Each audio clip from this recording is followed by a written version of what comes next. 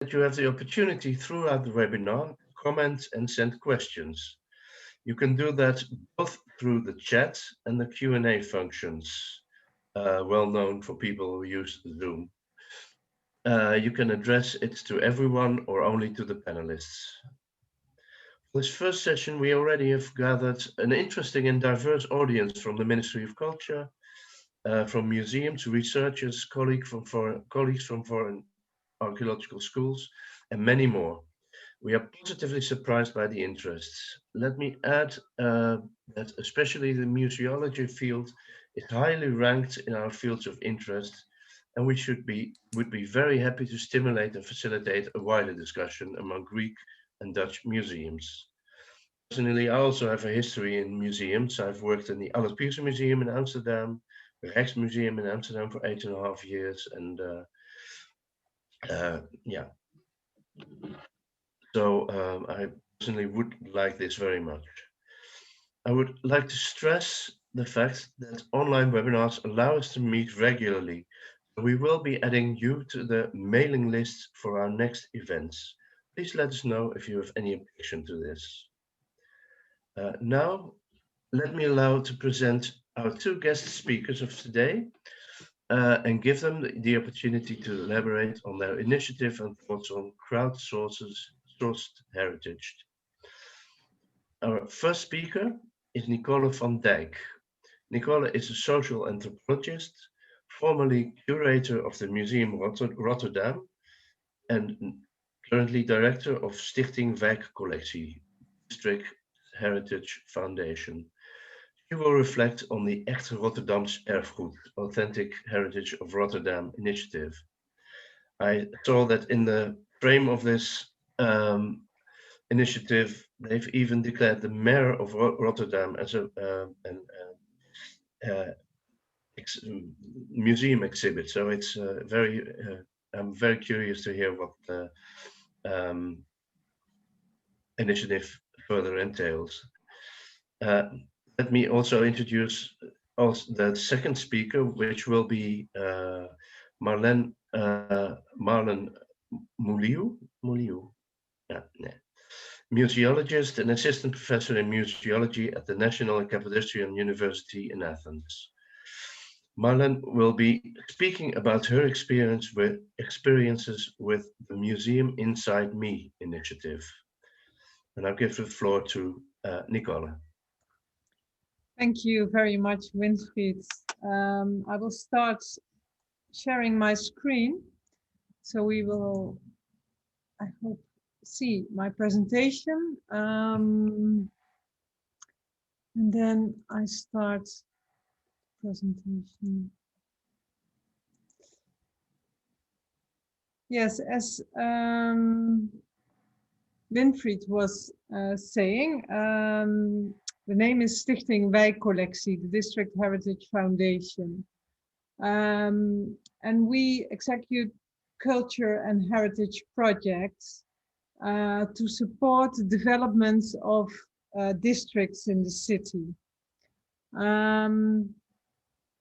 We have a special beginning and founders of this foundation, which is the Museum Rotterdam and the Veld Academy. And the Veld Academy is a research agency researching resiliency and sustainable development in the city and of the city.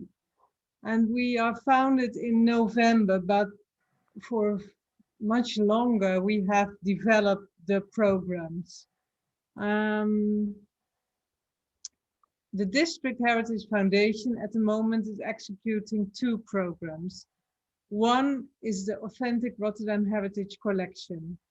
That's a program which was founded 4 years ago when I was still working, of course, as a curator at Museum Rotterdam. And the second program we are running is the District Heritage Collections we are making together with residents in the districts of the city. At the moment, in 4 districts already, and it's growing. But first, let's go back to the Authentic Rotterdam Heritage program, which was founded in 2016. And we started with the program because we were facing the problems with the van of the Bulgarian workers who are here residing in the city.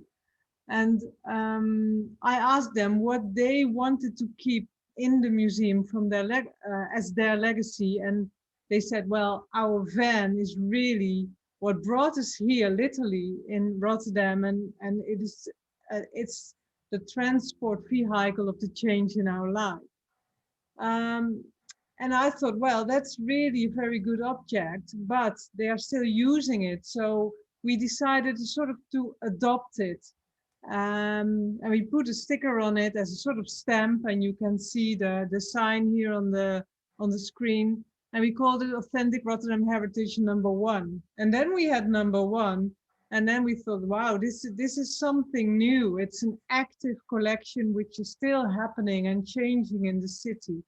So we added more, like the mayor, as Winfred said. But by adding and by extending this collection, we thought, well, we should have some criteria. And wait a minute, we shouldn't decide on our own, but the people in Rotterdam should decide.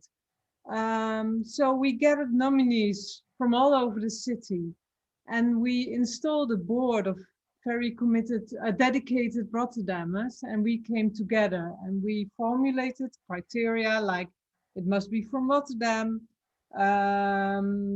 it must be happening now, it must be committed to others of the city, connected to a community, inspiring and pioneering, and dedicated to the authentic Rotterdam heritage communities.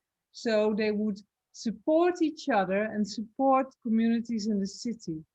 And we set up this criteria by our belief that contact and connection with each other is generating new heritage and new stories. So then the Authentic Rotterdam Heritage starts with interviews, photos, and we put everything in a database and we give everyone a certificate. So we make new rituals actually in the city. And then it's changing into an impact collection because we also organize story cafes where people meet each other and share their knowledge and experiences in the city, where they make new connections. And where we can also start new initiatives and projects in the city. So these are more images of all the participants in this collection. And these are images of the story cafes which we undertook in the museum. But as you see, the Museum of Rotterdam is a very stretched out city all the way to the sea. 1.2 million, it's not that big, but it's very stretched out. A lot of cultural backgrounds in the city.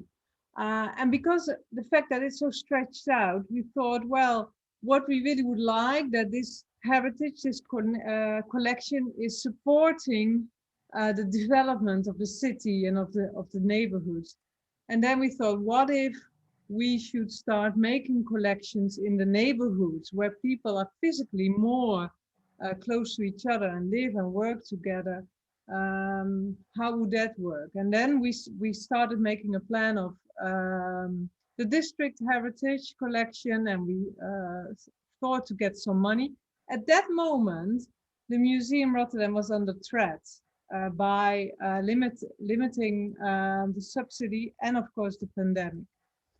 So we started making a plan of bringing all the activities, the Authentic Rotterdam Heritage and the District Heritage Collection under in a separate foundation. And we did, we were able to find money to support it for the next 3 years. And now we are running those two programs in collaboration with a very small museum. And at the moment, the museum is closed, but the foundation is still doing the work in the city and seeking ways to exhibit the collection in tours, in story cafes in the city. So the steps of the district collection process is in every district, we have an advice board in the area, and together we collect the contemporary narrative of the district. Also together with the residents, and we organize events. We seek for local artists to reflect on the stories of the residents, and in the end we bring everything together in a district museum as the outcome of this process. And we do that in every area. So in every area there will be a sort of temporary district museum. So a few examples of this district heritage is the floating farm, which is more in an industrial part where there is on the river a farm with cows and sheep, I believe. But also residents who have a very optimistic story about the neighborhood where they live in. This is Paulo and Juliana. But also a craft beer brewery, which is going to open soon. And then we undertake and share the stories during all kind of gatherings. And of course, this pandemic period was a challenging one for us as well, because we were used to meet each other in groups everywhere in the city. But now we did a lot of online story cafes, as you can see an image here. But we also did story tables where we met with just a very few people. We shared some food, and we were deepening the discussions about the issues which were important for people. And we organized story walks or tours through the neighborhoods, and we invited the radio. They followed us in our tours. So we started in a local theater, which was of course closed, but opened the doors for the tours. It was the starting point. Everyone had a white bag, so it was also visible for us. We had some films during the routes.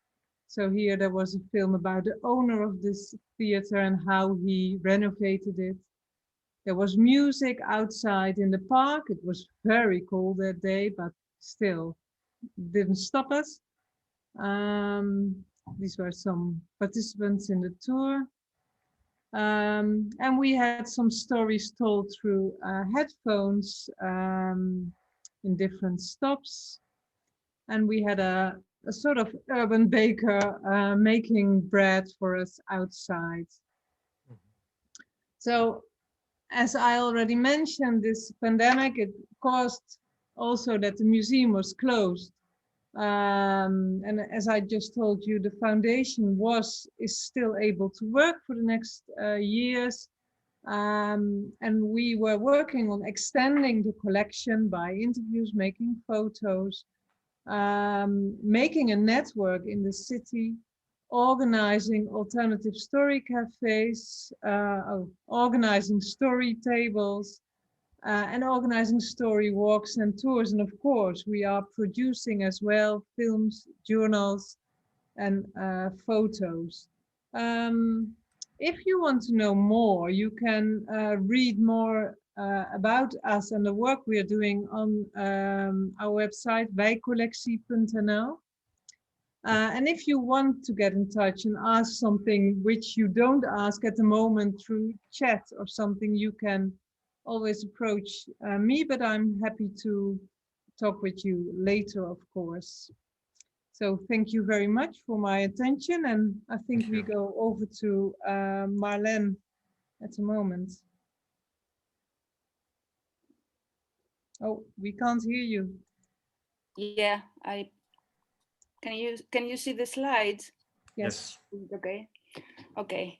Well, thank you very much for this invitation. It's an honor to talk within this group to present this project. And also it's a great pleasure to have this conversation with Nicole, who is a dear colleague and friend for many years. And actually, one of the last times we've seen each other was in Athens, recent, 3 years ago, almost already. So I will present this project, which is very dear in my heart, the Museum Inside Me, a project that I co-created with 2 more colleagues, Yannis Koukmas and Maria Cristina Evstratiu. But fortunately, the team is growing and we have a lot of ideas of how to make it bigger and more effective. But let me give you the inside story of the project, how it developed. Before going into that, I would like to reflect with few ideas that are related to the project, but also related to the field of work that we have in museums.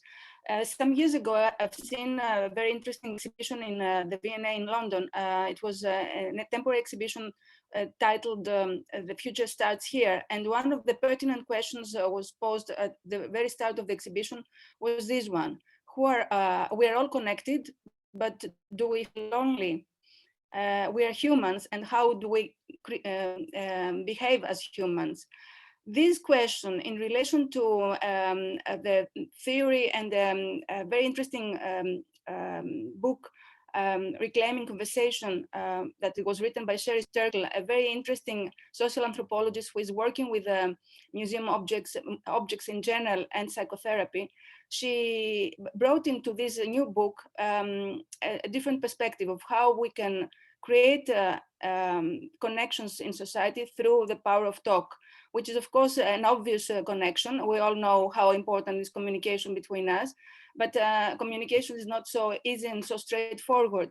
She talks in this book about the talking cure, how we can cure our loneliness, our isolation, our difficulty into connecting with each other, even through new technologies.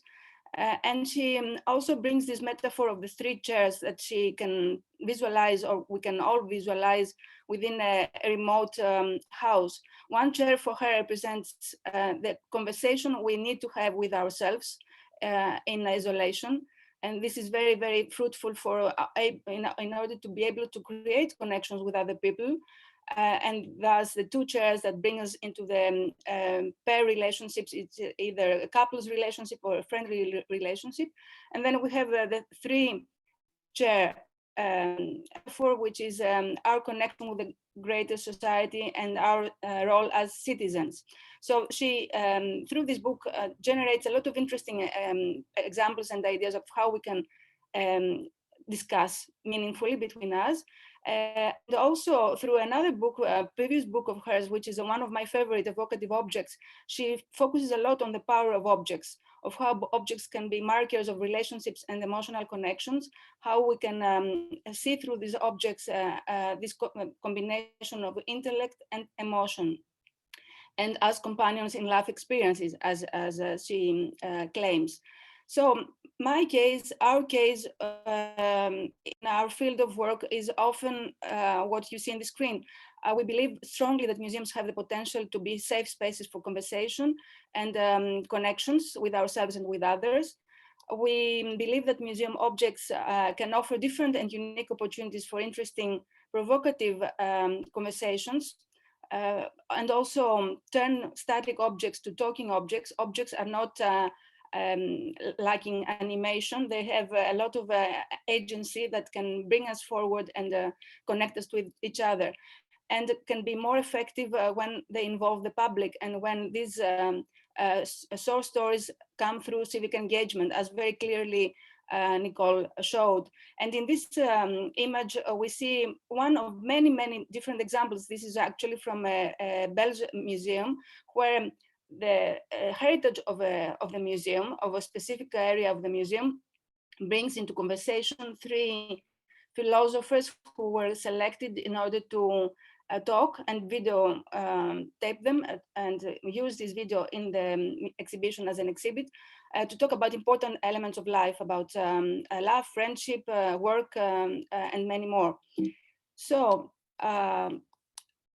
what we wanted to do within the bigger spectrum of how museums change in the 21st century, this big conversation, discussion, very animated, very controversial even, about the new role of museums, the social role, their standing as polyphonic and inclusive agencies in society.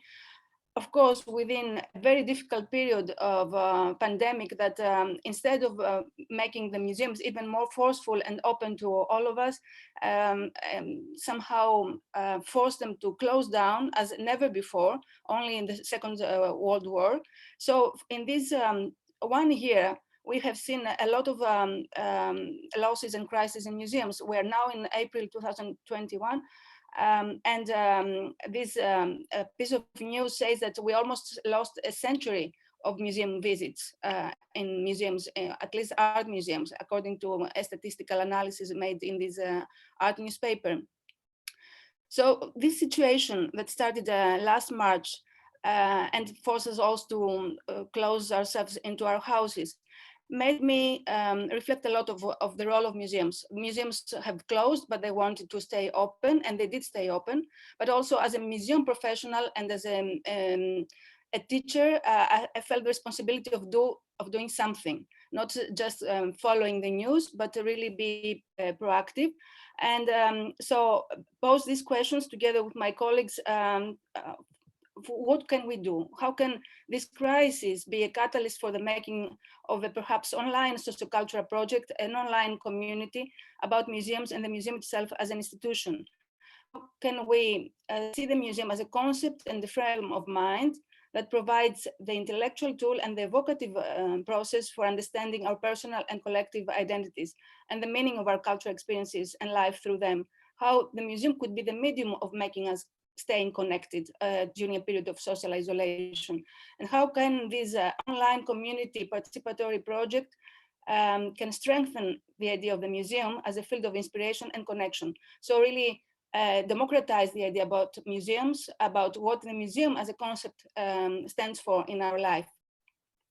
So we created this initiative, the Museum Inside Me. The logo is the one you see. It was homemade by my son. Of course, it's a project with no budget. It's completely zero money, but with a lot of good spirit and force thinking and emotions.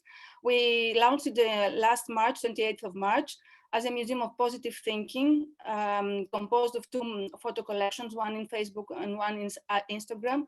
We invited everyone actually through the social media to donate a story and an object that would make us think positive about life, not about the pandemic, but objects of hope and resilience, agility, of connection between us. This was in Facebook. In Instagram, it was a different concept. I will explain to you a bit later. So we wanted to create a bridge of communication between us, and we got really surprised, pleasantly surprised of the public appeal of this project.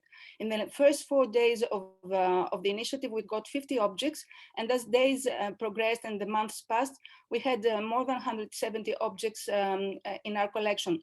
A lot of different objects and wonderful stories, very eloquently and nicely narrated by the individuals with the power of personal biography and story. So this collection now has more than 300 objects, because we collected them in phases during this year with different opportunities, different starting points. At the beginning was thinking positively, then thinking through the summer, thinking again through the second lockdown, and the coming of the new year with more hope about the future. I will not go into details about the objects themselves, but as you see, we go much beyond of a traditional museum object of a museum. They can be figurines like these, or objects of utility, but they can also be views and sites and immaterial, in a way, objects that speak to our hearts. In Instagram, the collection was more about museums themselves, photographs of us in museums. So to encourage us all to remember positive memories from the museums, to recollect these memories, these experiences, and to keep the passion for museums alive, because we didn't know how long museums would stay closed. We collected a lot of photographs, very interesting photographs, a lot of personal connections of the users with the exhibits and the museum environment, very interesting to analyze as well. And we kept the momentum going with quizzes and the challenges that made the Instagram users think more about the museum. Our initiative got media attention. We spoke many times to conferences, to the media, to journalists, to the radio, and also pleasantly surprised. This initiative inspired teachers in a school in central Greece. Previous student of mine who is a teacher got the idea and used it as a project within the school classroom, which was operating digitally, of course. We had a public event involving users and the donors of objects in our museum, mainly with people that are not related to museum field. So we wanted a public discussion about museums with non-museum specialists. And we, after 2 or 3 months of operation, we ran an evaluation of the project to see how it went, what more could we do about the project, how we could develop it in the future. Very interesting proposals. What we got as main feedback was a lot of positive thinking and connection with the project, because users felt that it was not only original and interesting, but also soothing during a period of crisis. Of course, a lot of other things we can do and we will do in order to analyze what we have done so far. I would like to keep as main questions at the end. What can be the challenges of such projects, crowdsourcing projects? We start with a lot of enthusiasm and connection, and we want to keep the momentum going. How difficult is to keep these projects ongoing, crowdsourcing projects, and how do they fit within a general scene of museums, of more traditional physical-based museums? We know from other surveys that museums are places of hope and healing. And this is one of the recent evaluations from Alliance of Museums in United States, where museums were brought forward as places of hope and healing of the society. And we believe that the museum inside me can be seen as a reservoir of lived experiences, lived human experiences. It's much more than a collection of objects. In order to celebrate our first anniversary, we are encouraged and we invited people, our followers, to, we have more than 4,000 followers right now, to give us mottos, slogans, their own idea about what the museum represents in their lives. And we collected quite a few of those statements. 2 or 3 of them, the most popular ones, have been turned into a visual language through our team. We have a very talented museologist and animator who transform the message, the written message, to this image as a way to promote the idea of museums in society. And this is another one. The first was museum, my love, come to pick me in order to take me out for a walk. And this is museums and essence. It's like a play of words, that museums have the essence and we cannot live without museums. So this is basically the idea of the project. And I'm very much keen to talk with Nicole and all of you about this and about how difficult crowdsourcing projects can be, or how engaging as well. I stop sharing my screen.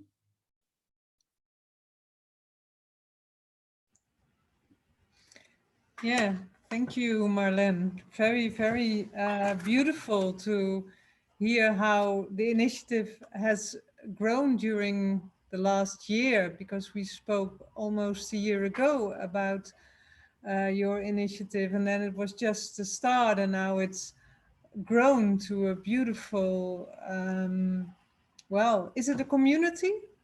Exactly. It's a community. We feel it's a digital community that did not manage to gather all together in a physical space, which was in the summer, at the beginning of summer. This was the the call and the proposal by many of our fans, followers. Let's get together and let's organize a physical exhibition somewhere. And we even had started thinking about possible spaces to host this exhibition. But of course, that was not made possible. But the community kept going and growing. And it's amazing how a community grows without a strategic necessary plan of marketing. It's more from mouth to mouth, natural, organic growth, because people feel connected with another person or another story. And through this person, they get connected with the community. So this is quite interesting, and interesting as a social anthropologist yourself, you can understand the value of such community engagement and connection. Yeah, very. Yeah, and of course, for your project, which we have discussed many times in the past, and I remember its beginning in 2017 when we had organized a workshop in Athens about migration and city museums.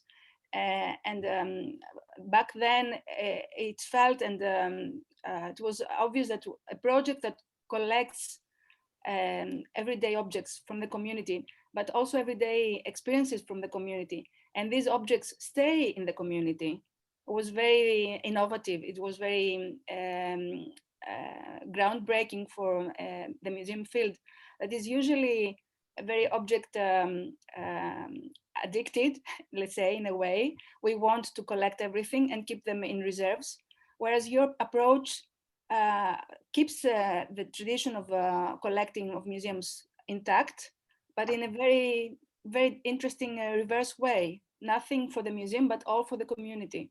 Yeah, yeah. It's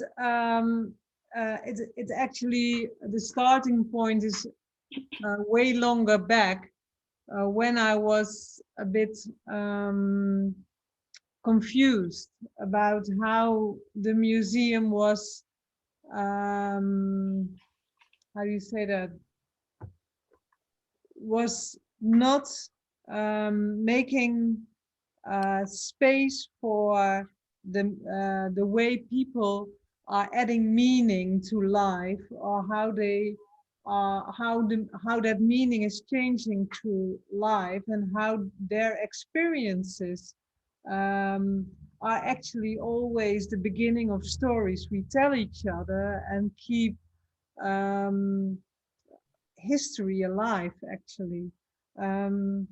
So I already earlier, I started to try and find ways to make space for those more personal stories and experiences and developments in the city.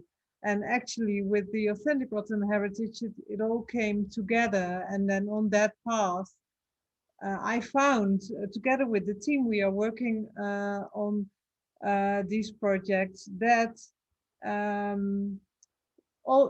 beside the importance it has, for example, for a museum or for another cultural institute, it also has important for the city itself and the communities which are living in the city, because it is also about bringing connections and making a sort of change in the minds of people by hearing other stories and get inspired by others.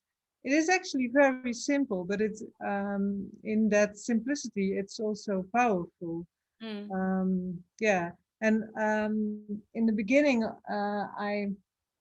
of my presentation, I told we are working together at the moment with a research agency, and we are doing so to also make adjustments in our program when we are on the way. So they are sort of seeking and researching what the impact is of this way of working, and if it is also bringing change or making a positive change, actually. So what would be, this is extremely interesting, because this change in society is what we need in many directions, in many ways.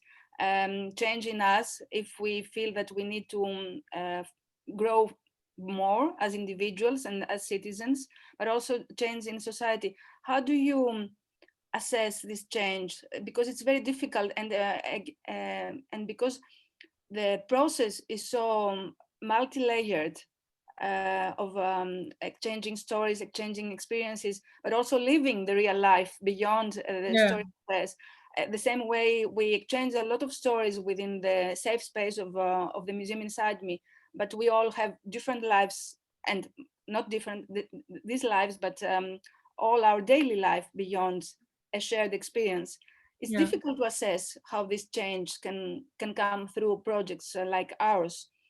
Yeah, it's difficult to see or to sort of to prove, like what you did, Marlen. You showed us all kind of numbers or of amount of people who are following you, or why they are doing that. Well, that's very important for yourself to look after that. But and I must say, we also try to by questionnaires and by the way how a social agency is doing their research to follow what is happening in the area. And we now have a sort of network map where we are following the contacts of people, and we are seeking the way organizations are connected to each other, and if we can make new connections through our collection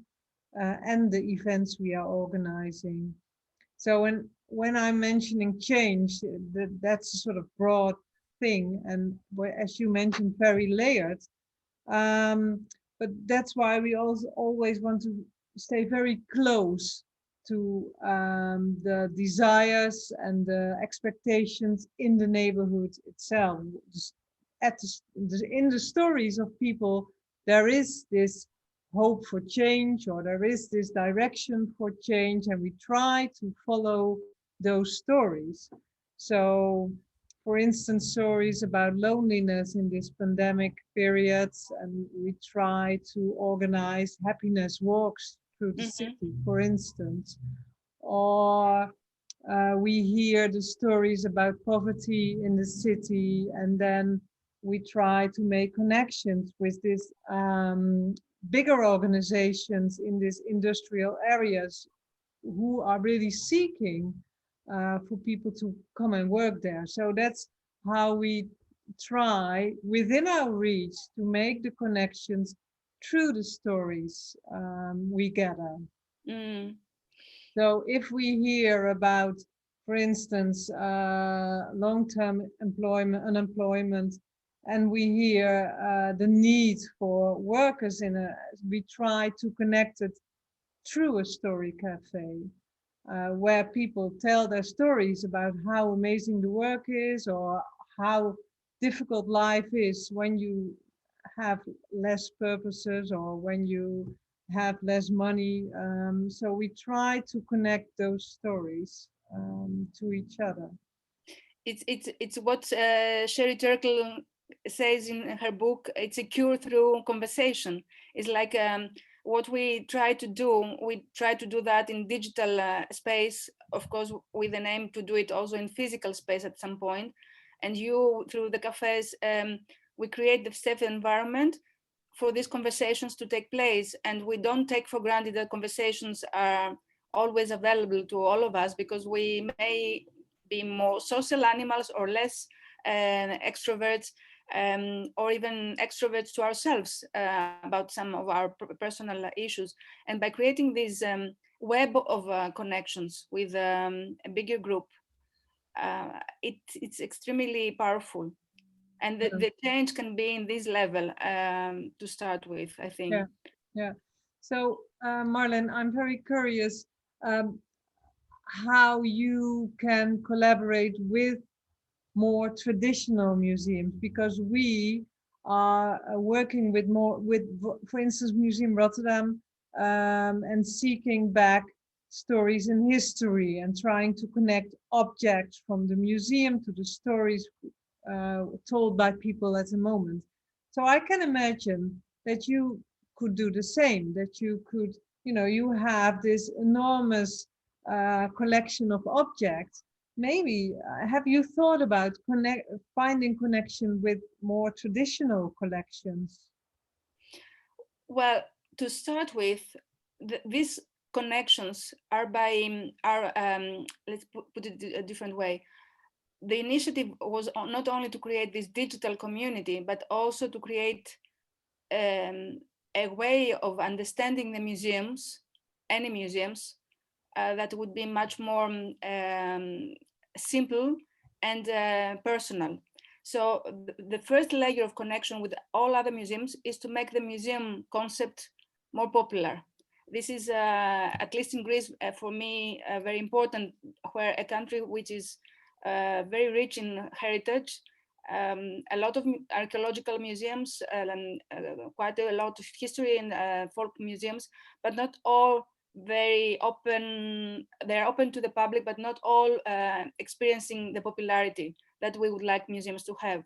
So the initiative had as purpose, and this is not because of the pandemic, this is much before the pandemic, how can we make the museum be loved more, the museum concept? How can museums be more lovable for anyone? So by creating examples, by making people understand what a museum can be. Museum is objects, stories, humans. It's human reality, human experience. And actually this is what any traditional or non-traditional museum is a reservoir of human experiences based on the collections. This somehow makes a powerful connection with the museum to start with. And then we could see that perhaps an interesting thread of development in the future, how we can collaborate with certain museums to see how we can do this connection stronger.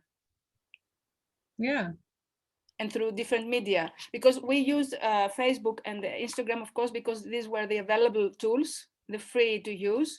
Yeah. We didn't use anything else, but and because we didn't have any budget. But in the future, we may develop other projects that can be developed in different platforms with much more participatory potential. Yeah. Yeah. Should we continue, Nicolas? Could I jump in then? It's I don't want to interrupt because it's a really interesting flow, and you also make the conversation quite quite lively. But one first question on my behalf would be, first of all, thank you for your very interesting insights. But do you think that both of your initiatives were initiated as a bottom-up approach to heritage? Do you think that the institutional status and the formality of museum would allow the same dynamic to evolve? I mean, would you imagine both your projects being initiated by a big museum in your city?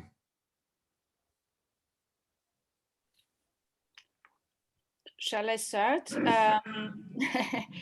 Well, for me, as for most of us, I think this word is very important this year, even more, is very important: freedom. Freedom of deciding how you would like to lead the project and how you would like to lead your life. So these projects go well and they complete and they get to their end in order to restart with a different phase, only if they have the flexibility and the freedom to be what they are. If they start becoming very, complicated, very complex, with a lot of internal stages of development, they may get different projects. They may be very interesting projects, but different to what we experience through this initiative. So I would not compromise the big growth of a project like this if I had to lose the very much grassroots approach, the way that we can develop the project through our users, through our followers. We want the voices to be there. We only work as facilitators of these voices to be heard.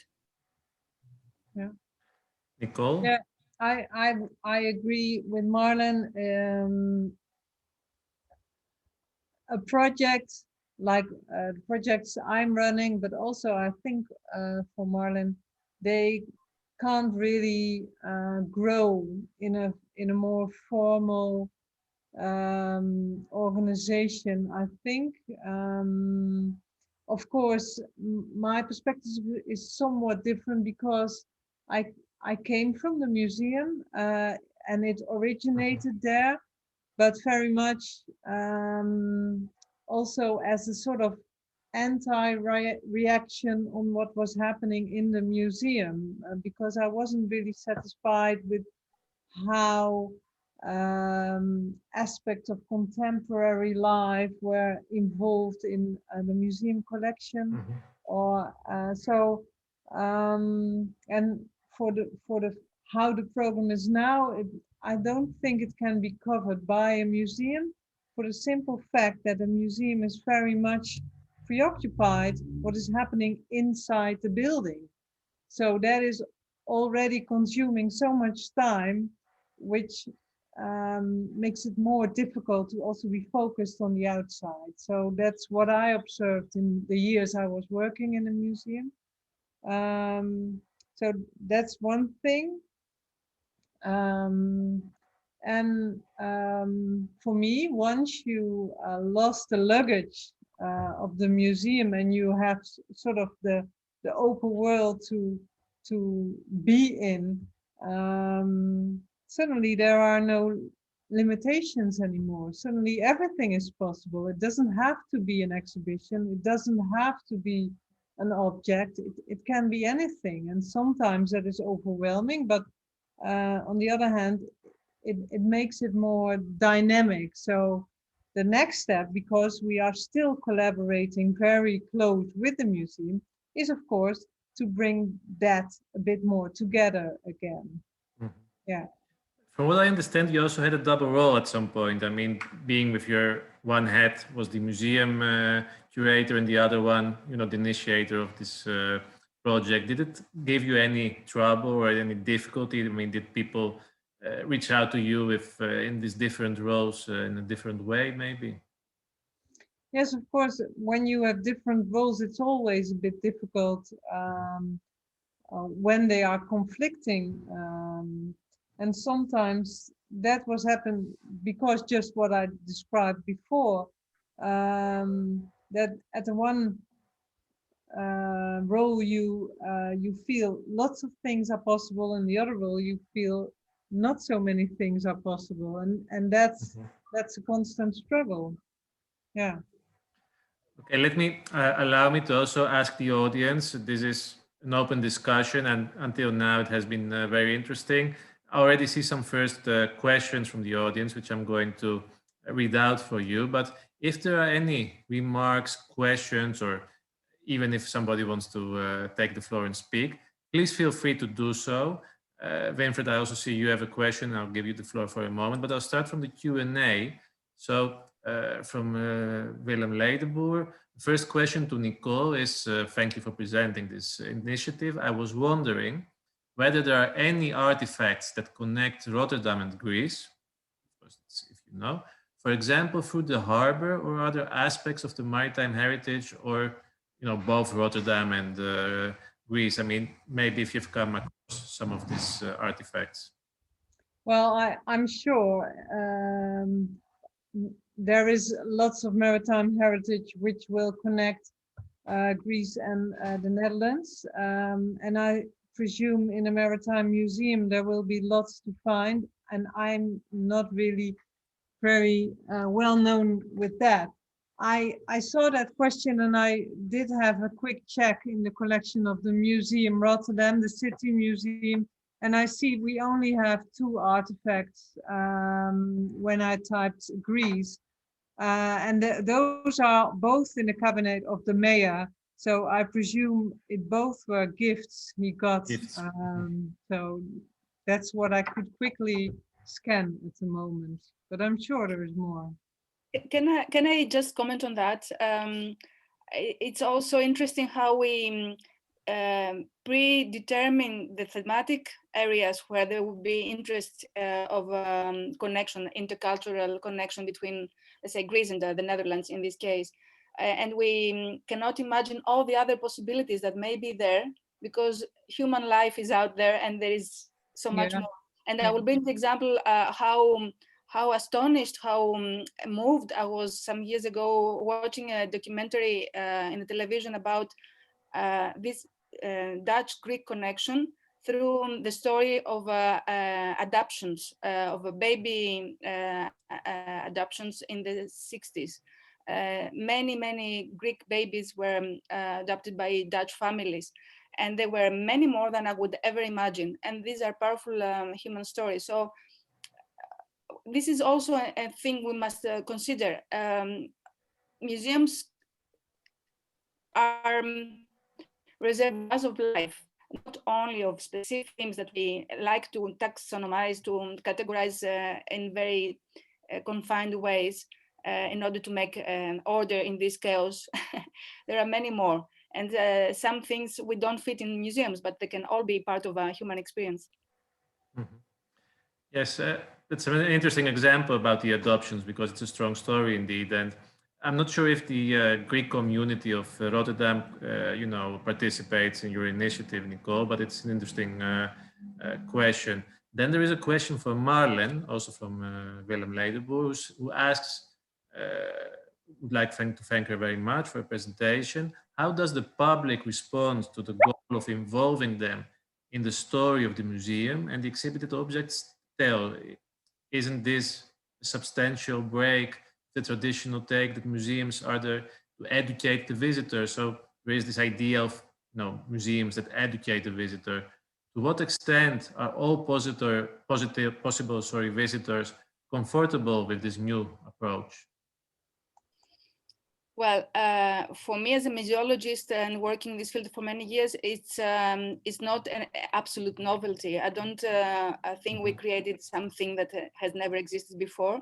There are museums, physical museums, that have been based on this, let's say, model of operation, like the one object, one tells one story.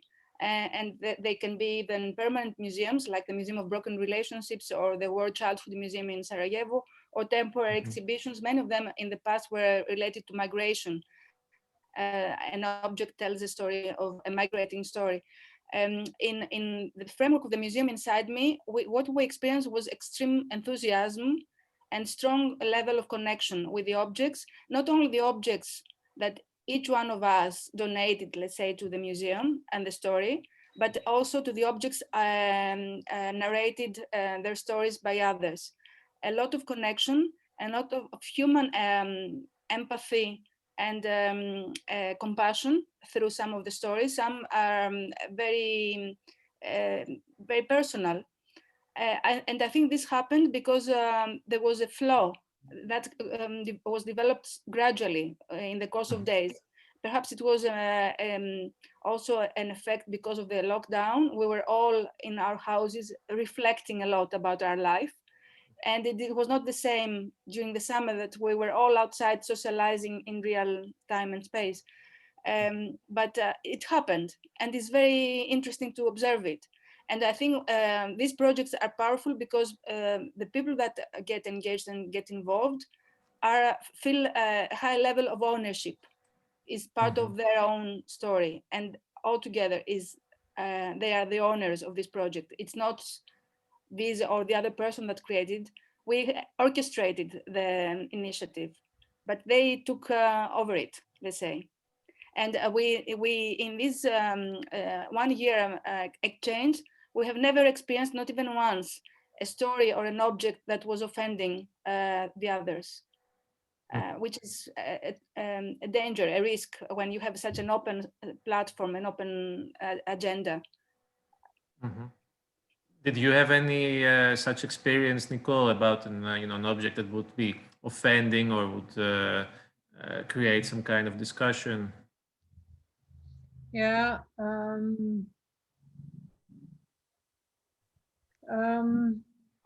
Yes. Well, of course, there are quite a lot of stories and experiences by people which are different, from what you are used to, or and that is sometimes shocking or confronting or discomforting, but we only once had an experience that people were reacting negatively on what we presented. So that was when we were working with the Bulgarian community. And actually, in short, this is all about Kamen. He is from Bulgaria. He's working in this city in Rotterdam as a builder. He is working on all those construction sites, making the city more beautiful. And there was a woman who didn't really want to participate in the discussion, because she said, well, we all know Bulgarian, they are thieves, they are here to enable our system and just use all, So that's the only time we felt that. And at a moment like that, it's hard to have the discussion about it, because you are really shocked that someone is saying that in the first moment, and then it is trying to seek the words which can open up a discussion. And luckily enough, Kamen was there himself, and he is such a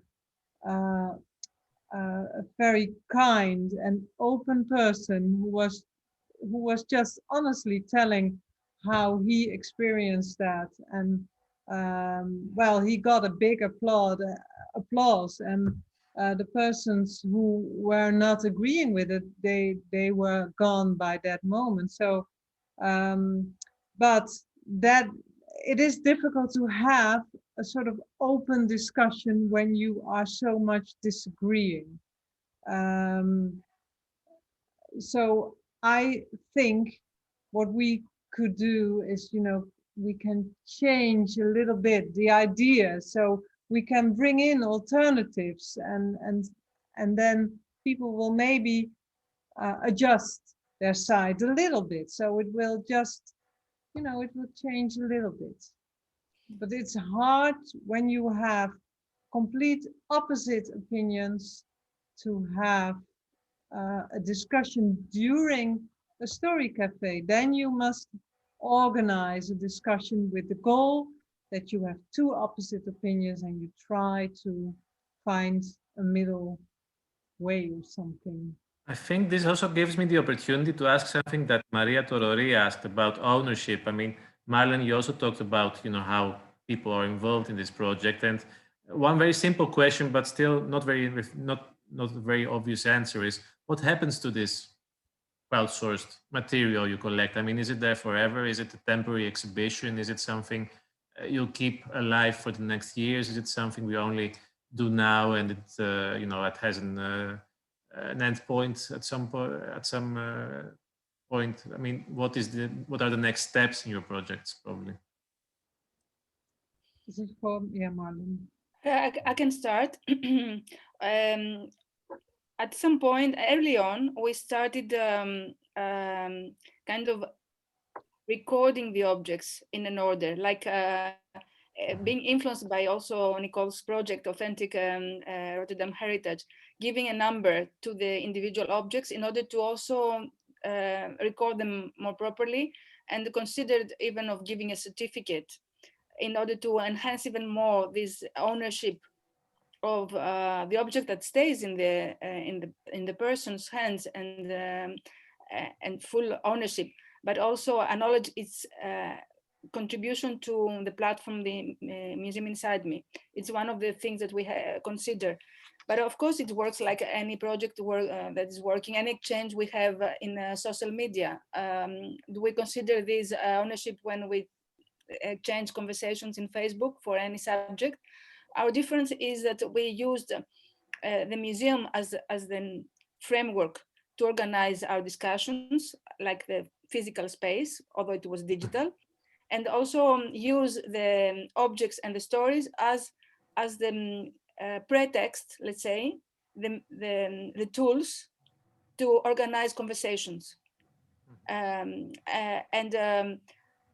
These conversations, for instance, that Nicole is organizing the story cafes, we didn't have in such a big level because the medium does not allow such a huge exchange, although there have been for some objects that were very evocative and very, especially evocative at the time of the uploading of the story.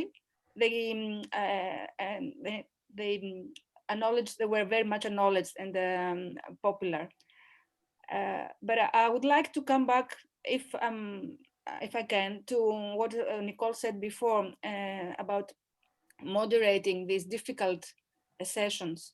And I see, because we are museologists working for museums from a different discipline background, but what our role becomes more and more is not recording objects and stories, but moderating human connections. And this is much beyond the formal training of an archaeologist or of a museologist or a social anthropologist even. And I would like Nicole's perspective on that, if she felt she played the role of a therapist within the community at any level, or she felt this commitment or urge to do that. And what skills are required in order to make such a role? It's also a little bit of a facilitator, right? I mean, Moderator, yes. it's in the discussion. Yes, I think that's exactly what we are doing. We are the facilitators of what is happening and trying to make things seen, which are already there, but just put the spotlight on them. And well, the discussion about ownership is, I was just thinking, yeah, we are, of course, we are telling the stories of people or making those stories heard, but it are their stories. It's their knowledge, their experience. So the only thing we can do is put a spotlight on it and make a connection with another story, for instance. So we are the facilitators here, and that's it. But because we know more districts, we know, we heard a lot of stories, so we can connect a lot. We can also make combinations which you wouldn't expect, and which will bring something to flourish. So that is. So you're not actually curating these stories. I mean, you don't feel like having a role of a curator or somebody who needs to, apply some kind of technique to the stories you are receiving. Sometimes when people want to, when people don't feel free to talk themselves or want us to do it, but sometimes we make a film or we make an audio story, or but most of the time it feels more genuine when someone tells the story himself or herself. Yeah, but of course we make also journals and books, and we curate it to get on social media, for instance. So we use a lot of medium to make the stories heard.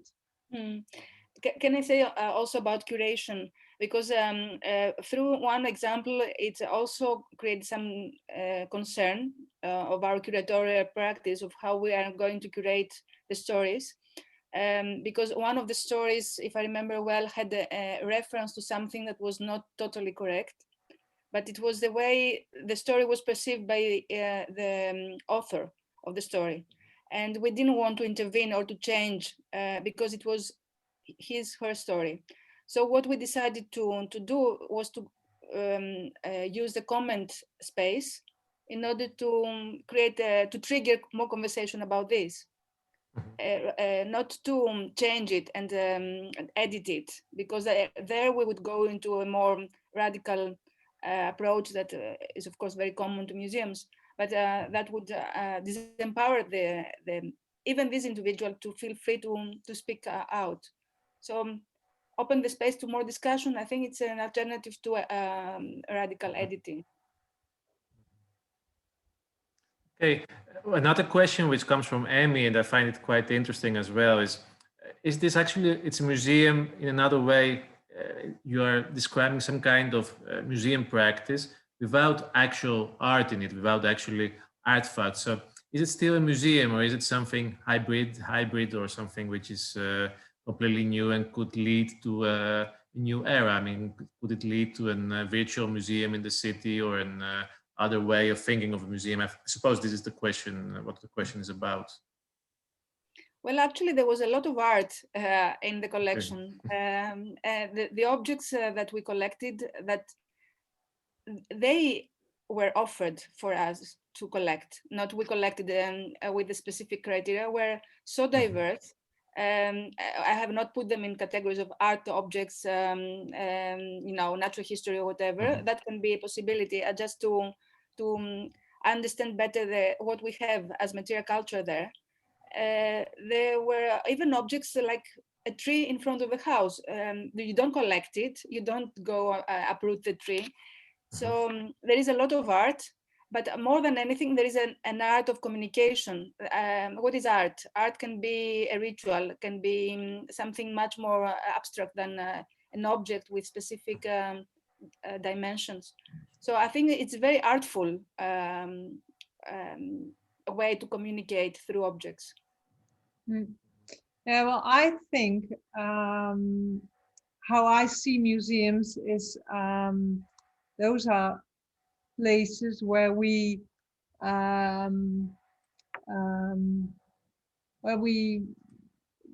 try to find the ways how we give meaning to life, how we try to find and capture who we are and why.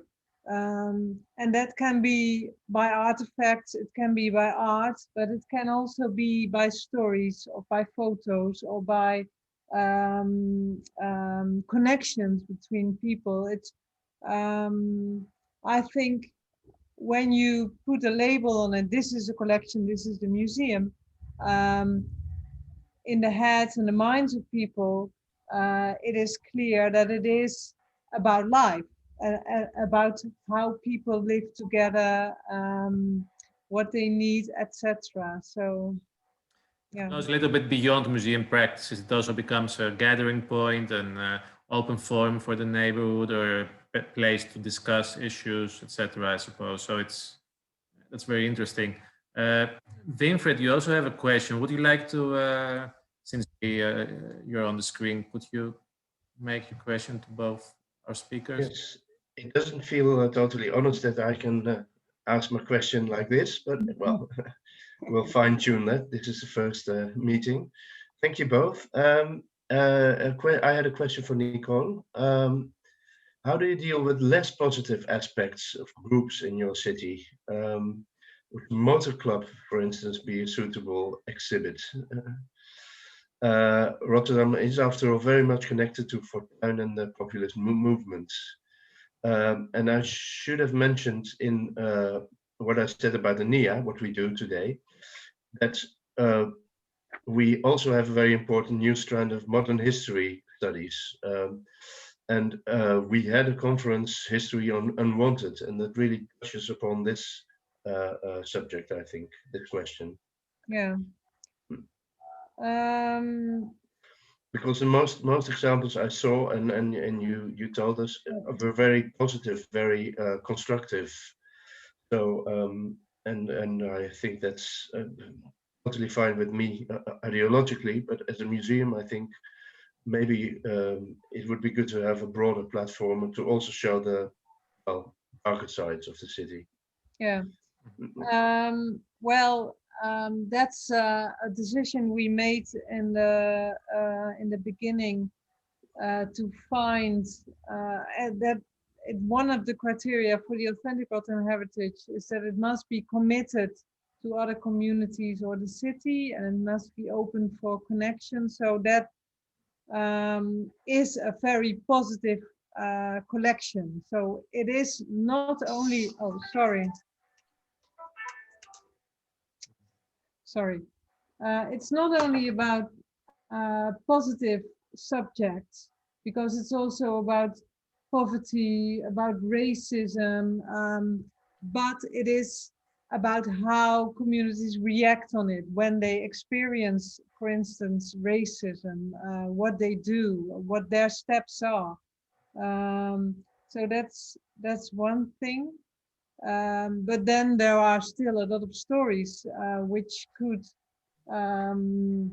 be about unwanted heritage, or like homeless people, or addicted people, or people with all kind of diseases. So we are thinking about an event next year to combine stories, the stories of the authentic Rotterdam heritage in combination with the unheard stories. And in Dutch, ongehoorde verhalen has a double layer. So it's not allowed, and it's not heard yet. So the stories of the homeless and the people with problems of addictions. And so we are doing that with organizations in the city to make also those stories heard. But that, yeah, we are going to do that in combinations with the partners and the communities of authentic Rotterdam heritage. Can I add to this by connecting also Winfred's question to what you commented before, Nicholas, about going beyond museum practice? I'm not sure if we go beyond museum practice. We go into the core of museum practice as it should be, and as it is already in many museums all over the world.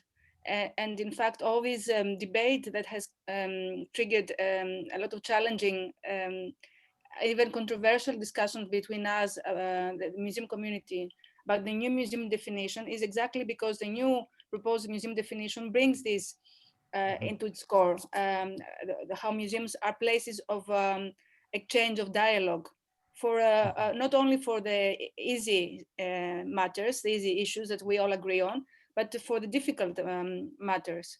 It's an open forum for to express our worries, human rights, of course, within a code of ethics that is very important. But museums have done that, and there are many museums around the world that prove their proactive role in discussing difficult social matters. And in fact, during the pandemic, many museums in the United States, even in Europe, because of the Black Lives Matter movement and other Me Too movement, and all these movements that came from the society, have been forced even more to take an active role and active position. And we should not forget that museums should be activists, social agents.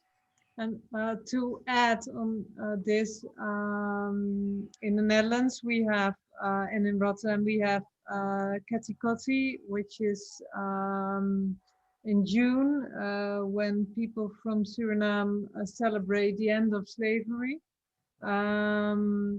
And we organized last year a story cafe, and that was also the time of the big demonstrations, and some days before we had a demonstration here in Rotterdam.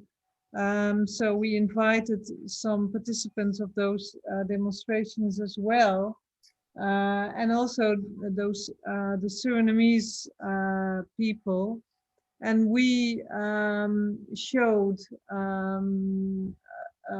a dress which was worn at Karachalis in the past, and the conservators, they had it a bit wrong in how they put the dress on the doll, So we had a very firm discussion at the moment during the Story Cafe, that we didn't really go into the depth of the knowledge, and that we didn't ask them before about their knowledge and experience. So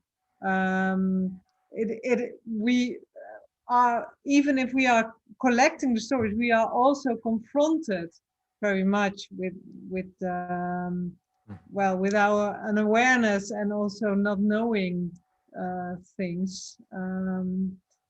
So, well, we can only learn from that and try to make it better. So we started making films with the communities about the object heritage in the museum and how to, well, use it and expose it.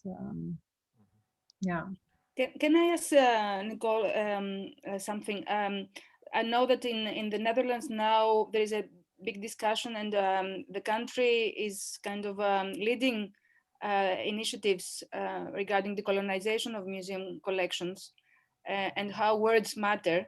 Actually, through this important document produced by Toppen Museum in Amsterdam, Anthropological Museum, Ethnographic Museum, I think the title of the essay is Words Matter, how we express the words and how loaded with meaning they are. Do you use this, are you part of this network, and use such, I don't know if it's guidelines or research about language, how we use language in order to moderate the discussions? Like when the people talk, they don't talk jargon, museum jargon. They talk naturally, but through this natural flow of conversation, there might be words that have an ideological meaning. Yeah. We well, of course, we try to be aware, and but what we always do is we invite people from different communities to explain. So we had two women who have a sort of practice of going to schools and explain why words can hurt, and why you should be aware of it. And we try to make space in the story cafes for those sessions as well, for more difficult issues, and we always invite people to do that in the story cafes. Yeah. Yes, I can understand that some issues can be quite difficult to deal with, especially if I think about the Zwarte Piet debate in the Netherlands, which is still, I think, quite difficult to tackle. Can I also ask something else? Would you say that this kind of initiatives in both countries, in the Netherlands and in Greece, are emerging as a trend? I mean, I don't know, Marlen, I think in Greece we have quite a lot of new oral history groups, and groups like Urban Dig, which we also participate in, and generally we have this idea of neighborhood museums, etc. If I'm not wrong, also, Nicole, in the Netherlands there is an emergence of similar initiatives in other cities. So in Amsterdam, especially in Amsterdam Zuid and Amsterdam Oost, there are all these groups that are trying to do similar things. Do you think it's it's a kind of momentum where we are going to witness more people being interested and being involved in this kind of initiatives in the next years? Yeah, but yes, I agree partly on what you say. At the same time, we see, of course, visitors of museums, city museums, they drop. That's one of the reasons, for instance, why Museum Rotterdam is closed. So that is interesting, that people are interested in their roots, in their heritage, try to seek a platform for it, but maybe not in the traditional museum. So that is a sort of tension which is there. And what we are trying to do with the foundation is trying to make connections also with the traditional cultural institutions, because there is a lot of knowledge and experience and collections which are interesting and important to know. So yes, there is a lot going on. At the same time, there is not so much going on which is connecting everything and which is trying to yeah, which is connecting everything. So And I will get this word connecting to connect with what I want to say. I think these connectors of different initiatives, different museums, even monuments or spots in the city or a cafe in the city or whatever, are very important. And they are not necessarily the traditional museums. They can be grassroots movements. They can be initiatives like the Museum Inside Me. This is one of our goals, to connect different entities to do things together, to create a network, or even, as I called it in one of my previous works, essays, a museum of possibilities. And this is not a word I coined it from one of my interviewees, who, through a natural flow of conversation, we discussed that a city with the citizens can be an open museum of possibilities, because you never know how citizens can connect between them and where these connections will lead. We have like the city is a canvas. It's a big platform where things can happen. yeah. We want things to happen, and positive things to happen. And when I say positive, I don't mean happy. I don't mean joyful only. I mean positive things that will take us to a social development, social innovation. So if we cannot expect from a museum to do everything, we need to be all proactive to do such initiatives.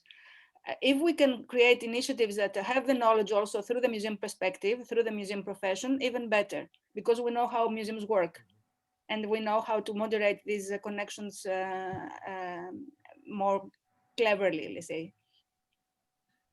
Yes, thank you. That is a very positive, final point of our discussion. And we promised our audience to have a 90-minute discussion, and I've really enjoyed this, this lively conversation and both your examples. I have to admit, I also learned a lot. I mean, I'm leaving this discussion with quite a lot of new knowledge, and I'm also keeping this open to opportunities, a city, a museum which is open to the citizens and open to opportunities, which is a very positive ending. So I'll give you 1 minute just for a last comment, and then I'll give the floor to Winfred to close the today's discussion. I will just say quickly that I always feel very inspired talking to Nicole. It was a very nice opportunity you gave us to reconnect, which of course we find opportunities ourselves. We don't need big organizations, but doing this as a platform of connection through Greece and Netherlands, it makes a momentum. So I'm looking forward to returning to the Netherlands and see what Nicole is doing there. Well, thank you, Marlen, and likewise, and of course, looking forward so much seeing and meeting you again. And of course, I would like to thank you, Nicholas and Winfred, for asking me and giving me the opportunity, of course, to tell about the Wijkcollectie. Yeah, and I hope your next session will be also very interesting, and I would like to follow it very much.